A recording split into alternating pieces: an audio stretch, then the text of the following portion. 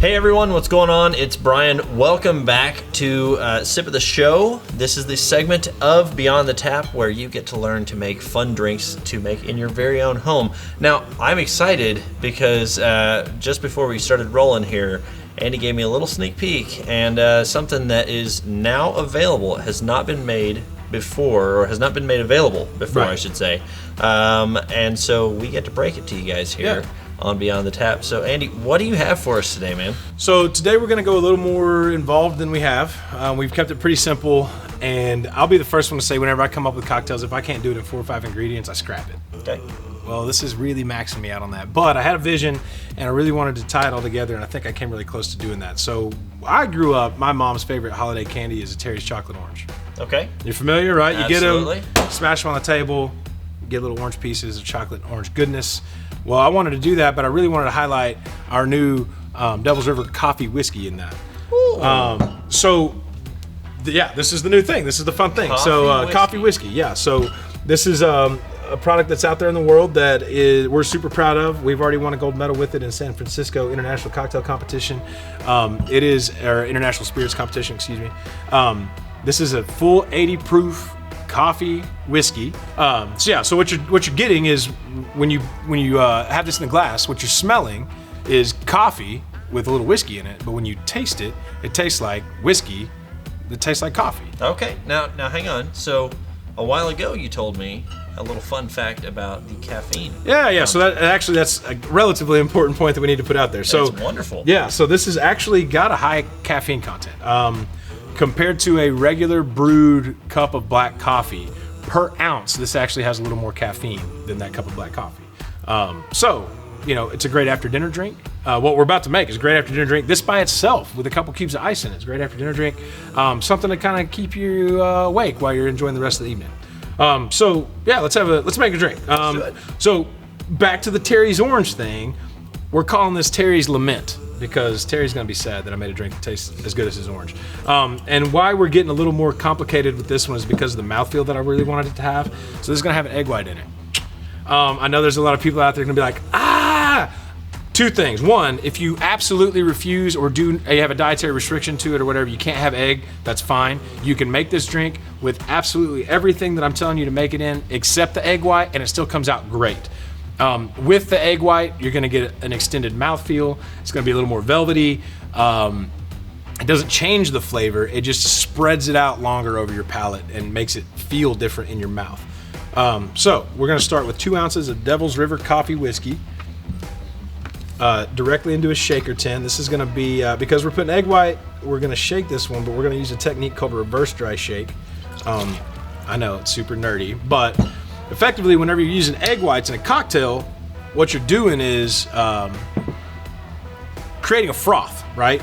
So a reverse dry shake effectively gets it cold first, and then you can froth it as much as you'd like to, as opposed to if you dry shake it and then chill it, you have the opportunity of your froth being taken away from you, and that's not what we want in this cocktail. It's fantastic. We've got 2 ounces of Devil's River coffee liqueur, 3/4 ounce of creme de cacao. I suggest a light one. There are dark and light out there. Pick a light one. They tend to be less sweet. You want less sweet. And then we're gonna do, drawing a blank. Here we go. We're gonna do 1/2 ounce of dry curacao.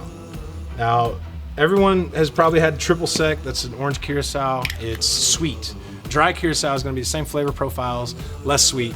If you don't have that available to you, maybe just adjust your ratios just a little bit. Maybe do a little less coffee or a little less creme de cacao to make up for the added sweetness from the triple sec. Then we're going to do 3 dashes of aromatic bitters, 2 dashes of Aztec chocolate bitters. There's a couple different brands that make a couple different chocolate bitters. Find one, it's all good. You're not going to do anything wrong with that. And then an egg white, and this is the fun part.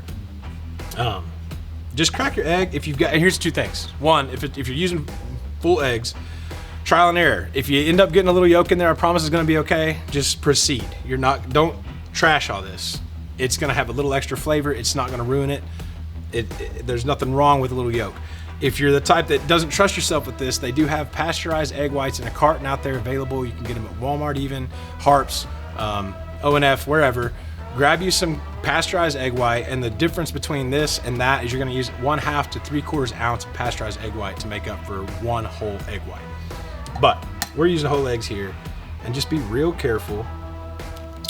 Catch the yolk on one side of the shell, let the egg white come out, flip it back and forth a couple times, and before you know it, all the white will drop into the tin. You might want to wash your hands. Then ice.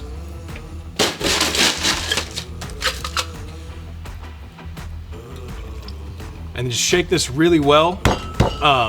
If you're using a proper shaker tin like I've got here, 10 on 10, the tins will get cold, like cold to the point that they're uncomfortable to the touch. You've shaken it enough. Then I'll tell you what's up after that.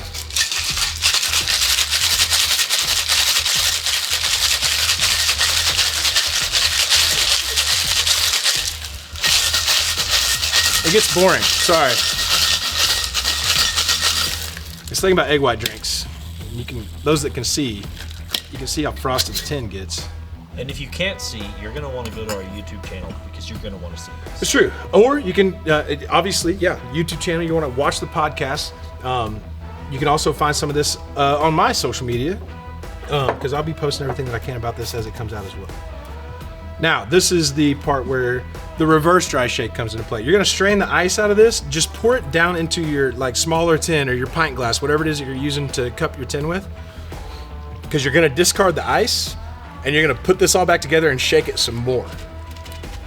So get a good strain, dump your ice, and then come back with your tin and give it a solid another 30 seconds of shake. You'll start to hear it froth up. It's nothing crazy, but if you pay attention as you're shaking, you'll hear it froth up and get a little thicker in the tin as you go. You're trying to think like the consistency of like a really loose beginning of a custard or something like that.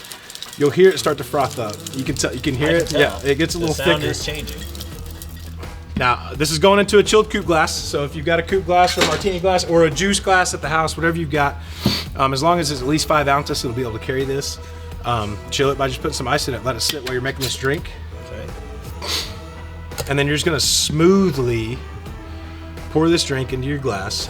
Smooth, just to keep the integrity of the foam that you just built. That's pretty.